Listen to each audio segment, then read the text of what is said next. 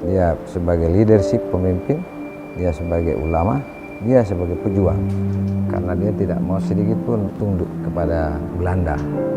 Tidak pernah sedikit pun ingin mengorbankan harga dirinya dan rakyatnya itu.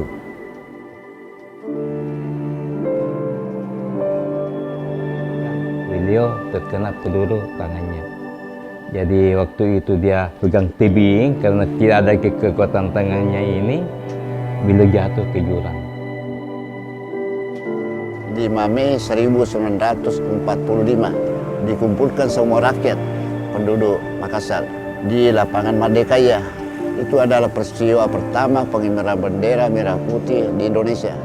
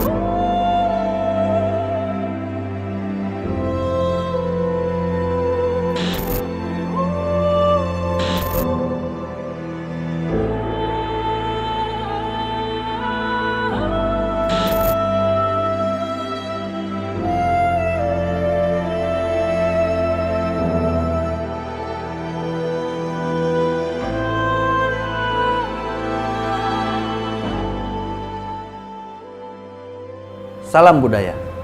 Ekspedisi Sulawesi Selatan atau dalam bahasa Belanda disebut Zuid-Celebes Expeditie pada tahun 1905 Masehi. Peristiwa ini juga disebut sebagai Perang Bone keempat atau Perang Goa. Dilakukan oleh tentara Hindia Belanda untuk memaksa bagian selatan Sulawesi menandatangani Korte Verklaring atau deklarasi singkat. Menurut beberapa sejarawan, langkah ini merupakan strategi Belanda karena Sulawesi Selatan adalah kunci untuk mengendalikan apa yang dimaksud Timur Besar. Sasaran utama ekspedisi tersebut adalah kerajaan-kerajaan utama di Sulawesi Selatan, dan pada tanggal 14 Juli 1905 Masehi, dalam sebuah surat kepada Gubernur Kroesen, Gubernur Jenderal J.B. van Houts menyatakan niatnya untuk menduduki seluruh Sulawesi Selatan dan memaksa penguasa setempat untuk menandatangani kebijakan perdamaian atau pacificate politik. Namun negosiasi ini berakhir dengan kegagalan. Hingga pada tanggal 15 Oktober 1905, Gubernur Sulawesi Cornelis Alexander Kroesen mengirim sebuah surat pada Raja Goa Immaculao Karenglem Bamparang dan mengundangnya untuk bernegosiasi di ujung pandang.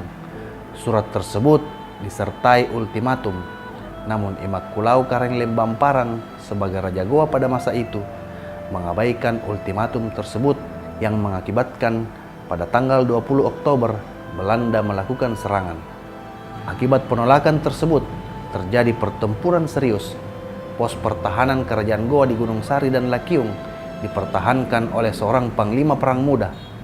Siapa panglima perang tersebut? Ikuti terus penelusuran kami.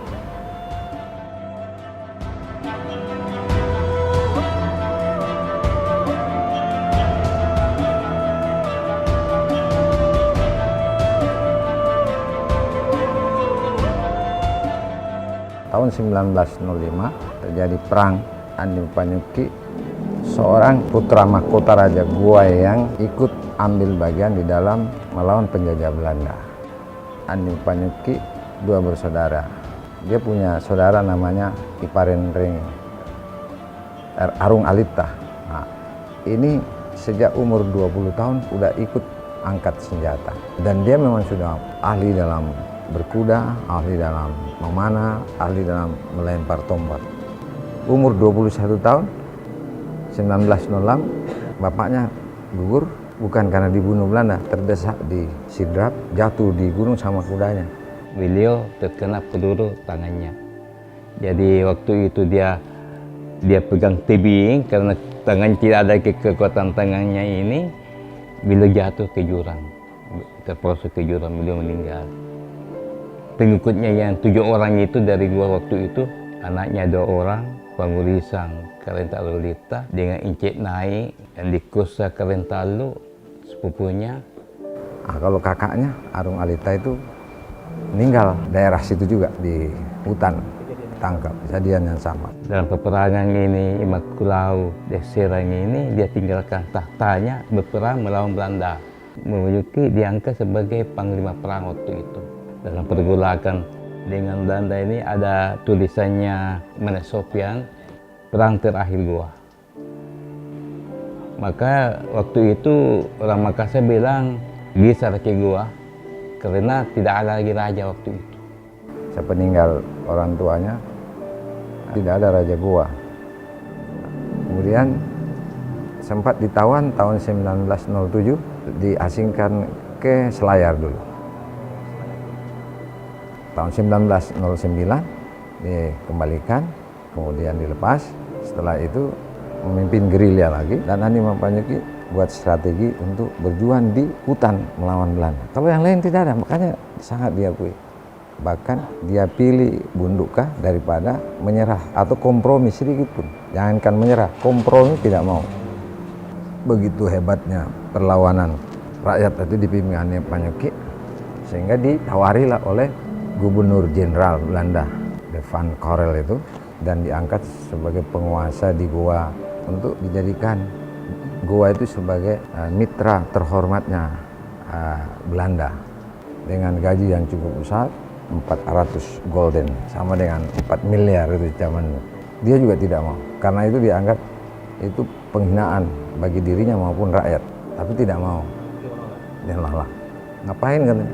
Sekarang kalau bapakmu sudah mati, saudaranya mana? Terus mau di ini, dan tidak mau. Tetap dia lanjutkan perjuangan. Kerajaan gue vakum waktu itu selama 30 tahun. Mulai 1906 itu sampai 1936 itu tidak ada kerajaan. Kosong kerajaan. Nanti setelah itu tahun 1936 baru diangkat ada raja. Itu pun yang diangkat saudaranya, namanya Somba Mangi-Mangi. Tapi bukan lagi yang ngangkat, tapi itu kan ya artinya itu sangat sensitif kalau disampaikan. Karena beberapa pembesar kerajaan gua waktu itu mendatangi beliau di Bone, ya meminta beliau di Bone supaya beliau bersedia sebagai raja gua. Tapi itulah saking gigihnya itu Andi Mappanyukki, tidak sedikit pun gentar melakukan perlawanan. Rakyatnya tidak boleh diperbudak oleh Belanda. Bone waktu itu memerlukan figur seorang pemimpin, karena di Bone masih boleh kata Belanda belum sampai kekuasaannya sampai ke sana, baru di daerah Goa.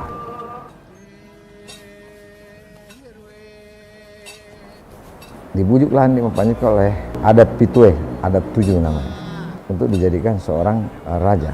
Waktu itu awalnya tidak mau, tapi karena desakan dari adat Pitue, seorang Andi Mappanyukki ini kan memang turunan juga Raja Bone, karena ibunya, ibu kandungnya adalah anaknya Raja Icela Patendri Padang. Goa Bone ini sebenarnya ini satu rumpun keluarga yang sangat kuat dan keluarga.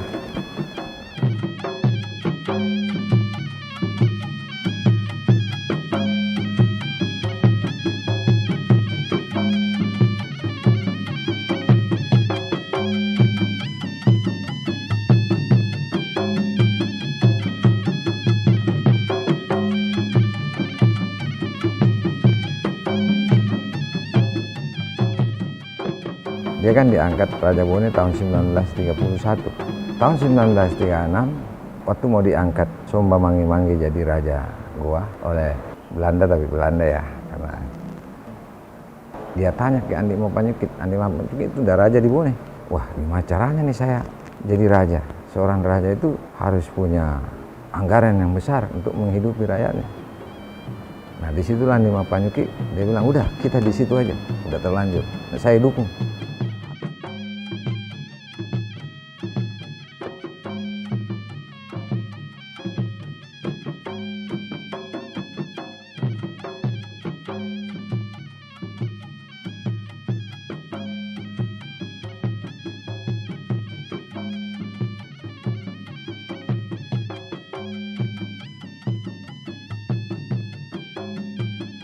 sebagian hartanya Andi Mapanyuki dari bapaknya langsung itu diserahkan ke pamannya, kan masih saudara kandung antara Andi Makulau dengan Somba Mangi-Mangi. Ayahandanya itu adalah Raja Goa yang ke-34. Ini mengawini salah satu putri dari anak Raja Bone, yaitu Laparenrengi Rumpugi Raja Bone yang ke-27 dengan istrinya Ibasik Kejuara Raja Bone yang ke-8. Lahirlah seorang putri namanya Icilak Bau Karembenia. Ini dikawini oleh Imakulau de Serang Karenta Lemamparang, melahirkan 2 anak, Pangurisan Karenta Arung Alita, yang kedua namanya Andi Mapanyuki Datu Supa. Memang waktu itu Andi Mapanyuki yang boleh dikata sentralnya raja waktu itu. Kekuatannya luar biasa Andi Mapanyuki, sangat dihargai oleh seluruh raja. Karena waktunya masa perjuangan tahun 45 itu sudah kemerdekaan. Tapi Belanda masuk melalui Knil. Dia mau kembali menjajah Indonesia. Ini memperundahkan lagi Sulawesi Selatan waktu itu. Makanya untuk mempersatukan kembali ini, Andi Mapanyuki sering mengadakan pertemuan-pertemuan dengan mengundang raja-raja kecil ini yang ada di Sulawesi Selatan ini untuk berkumpul di Jongaya. Bagaimana Indonesia ini tetap utuh. Dan Andi Mapanyuki ini dalam proses menuju kemerdekaan. Mungkin ada raja sebelumnya juga melawannya, tapi belum ada semangat nasionalisme pada situ. Nanti zamannya Andi Mapanyuki, gelombang nasionalisme itu ada. Ingin membentuk suatu negara yang berdaulat, negara kesatuan Republik Indonesia di zaman itu. Bayangin di zaman dulu kan tidak seimbang. Belanda itu sudah mungkin punya senjata yang peluru pakai misiu. Mungkin kita rampasan aja dan semangat saja, doa saja. Ataupun mungkin kemampuan istilahnya pencak silat dulu kan yang itu dulu. Dengan semangat saja melawan Belanda. Tidak seimbang sebenarnya. Tapi karena semangat dan kepahlawanan seorang raja Andi Mapanyuki, sehingga pada saat itu rakyat betul-betul ambil bagian. Waktu perjuangan ini, Andi Mapanyuki itu berdomisili di Goa. Sebelum bapaknya gugur dalam peperangan. Imakulau de Serang ini anak dari Imalingkaan de Nyonri, Karangkatangka, Raja Goa yang ke-33. Kawin dengan daripada Sultanana Isa. Sultanana Isa ini aduk berdu, cucu dari Raja Bone yang ke-24 dengan cicit dari Tendilelean Tetulu. Lahirlah Imakulau de Serang Karenta Lemamparang dengan Imangi-Mangi. Imakulau de Serang Mangi-Mangi ini mengawini putri dari Raja Bone yang ke-28 dan ke-27, melahirkan Iten Dicela Karembenia. Lahirlah Andi Mapanyuki itu bersaudara. Ibu Andi Mapanyuki ini banyak didatangi. Ada dari Supa, ada dari Indrekang, ada dari Wajo, Baru, dan kerajaan-kerajaan yang tercangkup dalam Aja Tapareng.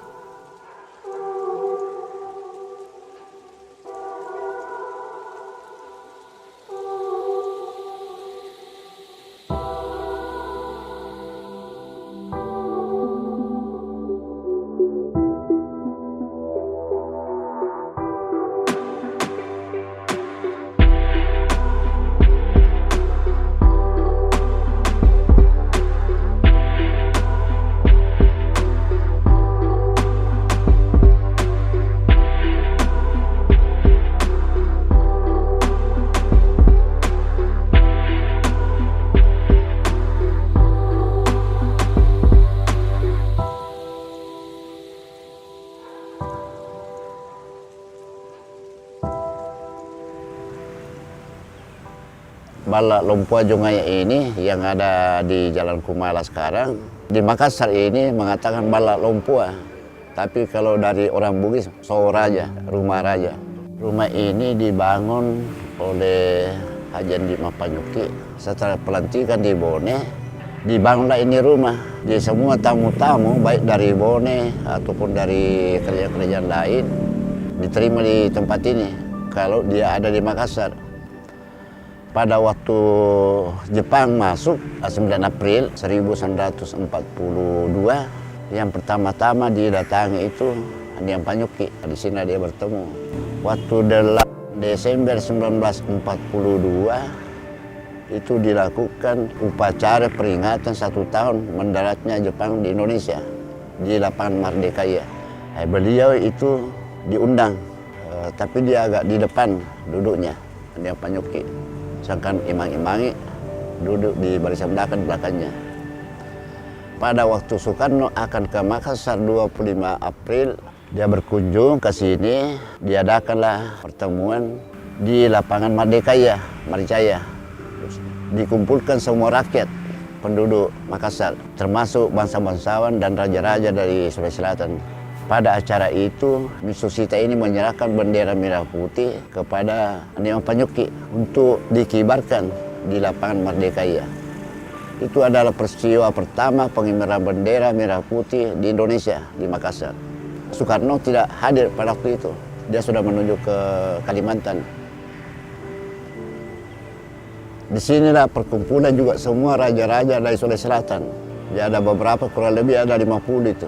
Pada tanggal 15 Oktober 1945 di tempat ini, Balak Lompua Jongaya, itu diadakan pertemuan dengan raja-raja dari Sulawesi Selatan, termasuk Sulawesi Barat yang ada sekarang, menetapkan deklarasi Jongaya, mendukung kekuasaan pemerintah Republik Indonesia di Sulawesi Selatan di bawah Gubernur Dr.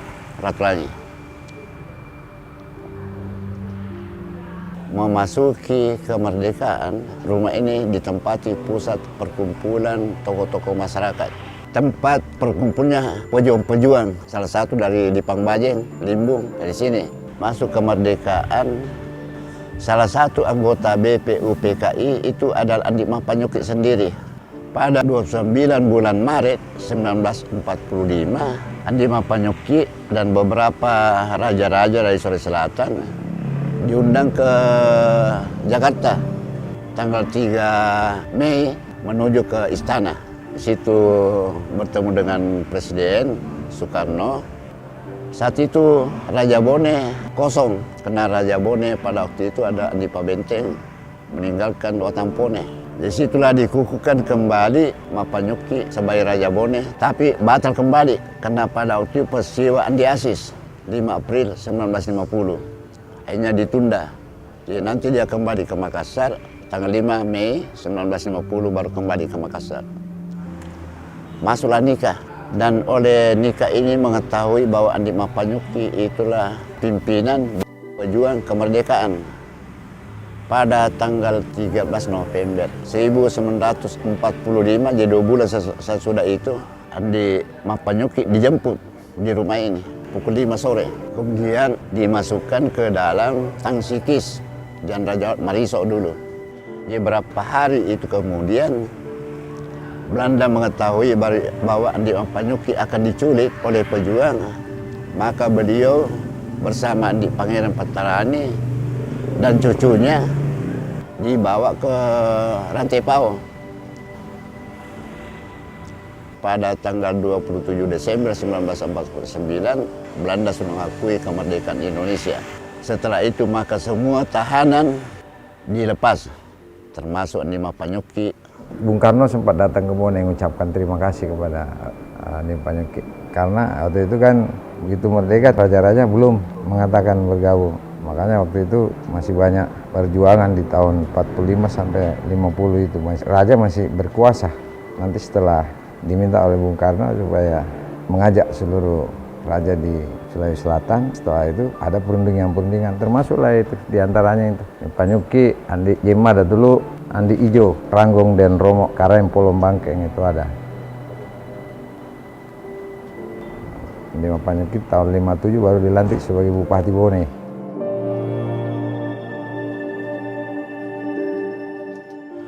Andiam Panyuki meninggal pada hari Selasa, 18 April 1967, sesudah waktu sholat subuh di tempat ini. Meninggal di sini. Dimakamkan di makam pahlawan di Panekan dah. Soekarno itu karena nggak sempat datang, Bung Hatta datang ke sini dan beberapa petinggi.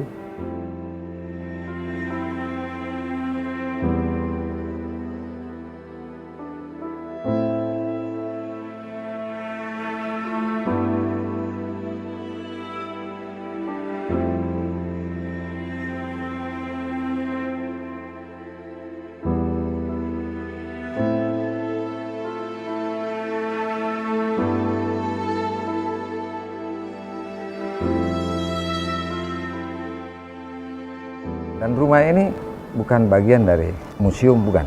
Tapi ini kediaman pribadi. Untung aja keluarga saya jaga ini rumah.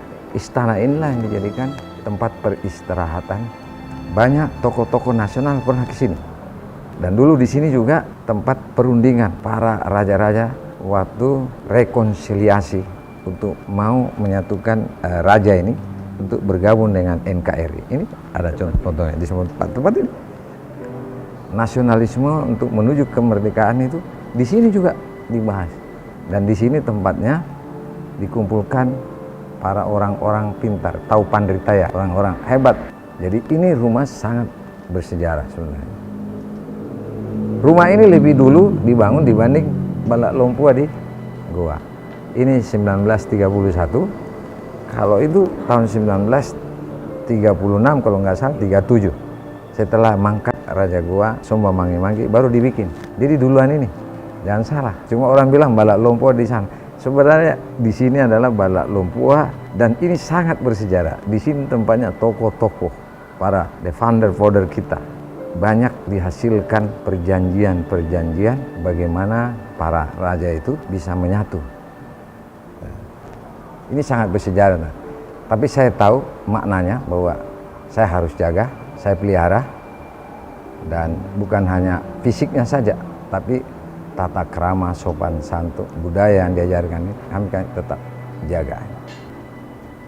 Apalagi cara tentang mengembalikan marwahnya Sulawesi Selatan ini. Ini puterang yang ada kata Sipaka tahu, Sipaka ingat dan Sipaka labi. Artinya kita ini kan kaya dengan budaya adat istiadat. Ada hampir 700 suku yang ada di Indonesia ini. Kalau bahasa hampir 300 bahasa. Ini kan merupakan suatu kekayaan bangsa kita. Tentunya budaya ini bisa dijadikan sebagai alat pemersatu bangsa ini. Misalnya Bhinneka Tunggal Ika. Memang konsepnya memang dari dulu seperti itu. Nah, sehingga budaya ini kita harus jaga, kita pelihara. Kita harus lestarikan ya kepada anak cucu kita. Apalagi zaman ini generasi milenial ini kan. Ini salah satu tanggung jawab kita semua. Kita harus lestarikan budaya ini dengan menggalakkan berbagai macam, apakah itu festival budaya dan lain sebagainya.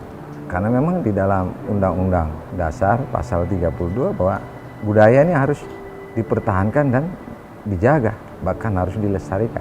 Karena merupakan kekayaan bangsa dan alat pemersatu bangsa di zaman itu. Kaitannya dalam hal ini, saya harapkan para tokoh masyarakat ini, tokoh adat budayawan untuk ambil bagian di sini. Kenapa harus sejarah budayanya orang kita pelajari? Budaya kita sendiri sangat kaya, adat istiadat kita ini berapa ya? Tarian saya mungkin ratusan jenis tari. Kenapa nggak itu dikembangkan?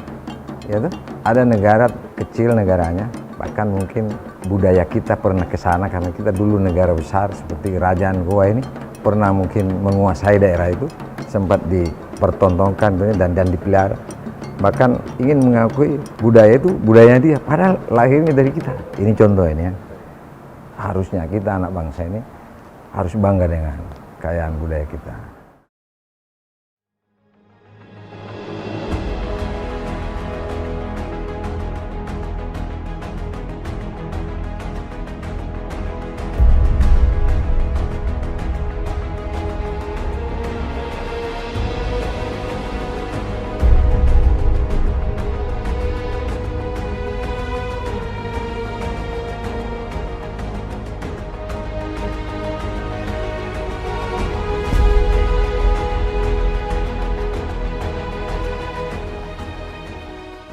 Saya harapkan para budayawan membangkitkan lagi, mengingatkan, mengedukasi lagi pada seluruh anak bangsa. Ini sejarah ini tidak bisa kita dapatkan lagi di zaman sekarang ini. Dan itu bisa memberikan motivasi, kebanggaan bahwa di zaman itu ada perlawanan, perjuangan oleh para leluhur kita. Harusnya ini diajarkan dalam satu kurikulum di anak-anak.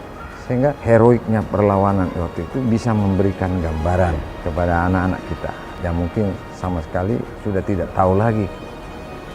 Paling cuma tahu jalan Andi Mapanyuki. Andi Mapanyuki ini bukan hanya dikenal sebagai seorang raja, tapi dia juga ulama pada saat itu. Dan memang kakek saya diangkat sebagai Ketua Nahdlatul Ulama Indonesia Timur oleh Kiai Haji Hasyim Asy'ari.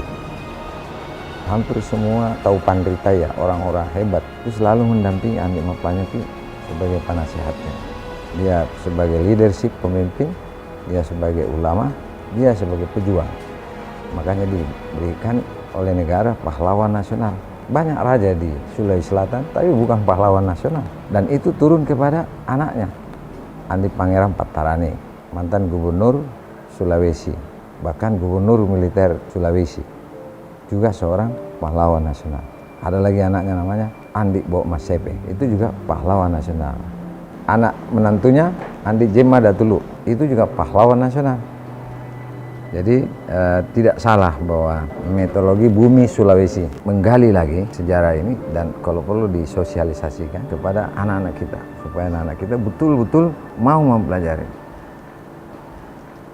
Saya harapkan agar para sejarawan di Indonesia, khususnya di Sulawesi Selatan, harusnya sejarah ini tidak boleh hilang di tanah air kita, khususnya di Sulawesi Selatan.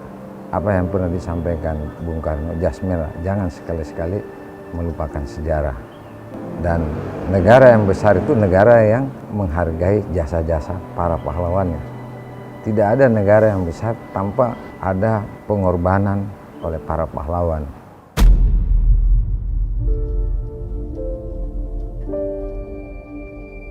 Karawang patut bangga menyebut daerahnya sebagai kota pahlawan, dan catatan sejarah Indonesia menempatkan masyarakat Karawang yang berani mengibarkan bendera merah putih sehari sebelum 17 Agustus 1945. Entah kepahlawanan itu didasari dari sikap dan implikasi perjuangannya, atau hanya didasari oleh sebuah catatan sejarah. Namun faktanya, Sang Saka Merah Putih yang kita hormati di tiap momentum Hari Kemerdekaan 17 Agustus 1945 telah dikibarkan di tanah Makassar pada tanggal 25 April 1945. Indonesia adalah negeri 1000 pahlawan, dan pahlawan adalah orang biasa yang melakukan pekerjaan-pekerjaan besar dalam sunyi yang panjang sampai waktu mereka habis. Sampai jumpa dan salam budaya.